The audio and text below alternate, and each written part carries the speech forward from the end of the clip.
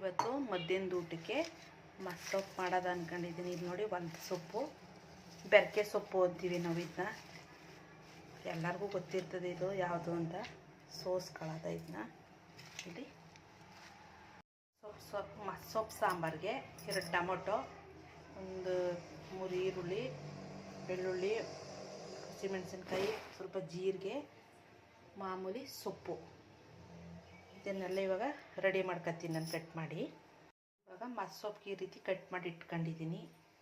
Tomato ಇದೆಲ್ಲ ನಾನು ಕುಕ್ಕರ್ಗೆ ಹಾಕಿ ಬೇಯಿಸಲ್ಲ, ಕಾಳು ಎಲ್ಲ ಹಾಕಿ ಬರೀ ಸೊಪ್ಪು ಹಾಕಿ ಮಸ್ಸೊಪ್ಪು ಮಾಡ್ತಿರೋದು. ಇದೊಂಥರ ಹೊಸ್ದಾಗಿರ್ತದೆ ನೋಡಿ, ಒಂದ್ಸಲ ಟ್ರೈ ಮಾಡಿ ನೀವು. ಸ್ವಲ್ಪ ಎಣ್ಣೆ ಹಾಕೊಳ್ಳೋದ.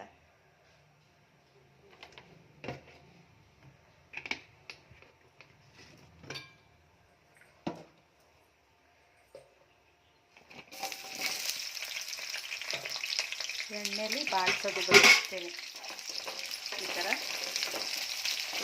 ಎಲ್ಲ ಬಾಡಿಸೋದು.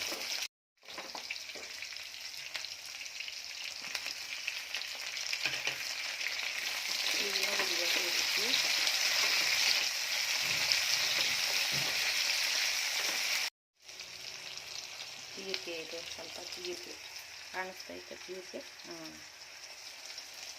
ಜೀರಿಗೆ ಹಾಕೋದು. ಸ್ವಲ್ಪ ಮೆಣಸು,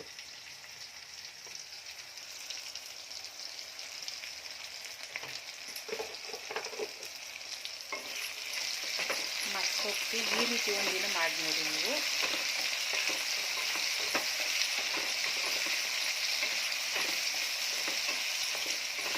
ಚೆನ್ನಾಗಿರ್ತದೆ. ಇದನ್ನೇ ನಾನು ಮಾಡ್ತಿದ್ದು ಟೇಸ್ಟ್ ನೋಡಿದ್ದೀನಿ ನಾನು. ನೀವು ಒಂದ್ಸಲ ನೋಡಿ.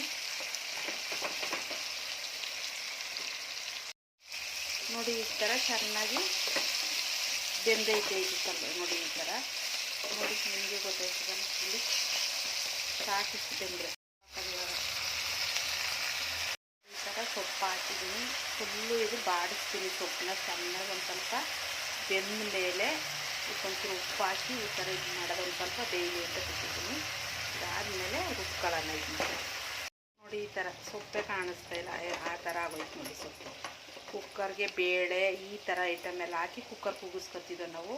ಬೇಳೆ ಹಾಕ್ತಾಯಿಲ್ಲ ನಾನು, ಅದಕ್ಕೆ ಬರೀ ಸೊಪ್ಪಲ್ಲೇ ಈ ರೀತಿ ಮಾಡೋದ ಅಂತ ಹಾಕಿದ್ದೀನಿ. ಪೂರ್ತಿ ಎಲ್ಲ ಹಾಕಿದ್ದೀನಿ.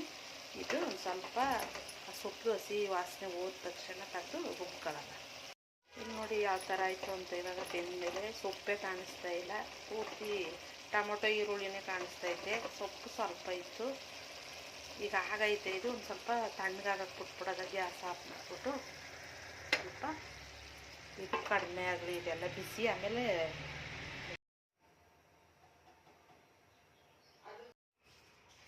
ರುಬ್ಕೊಂಡಿದ್ದೀನಿ.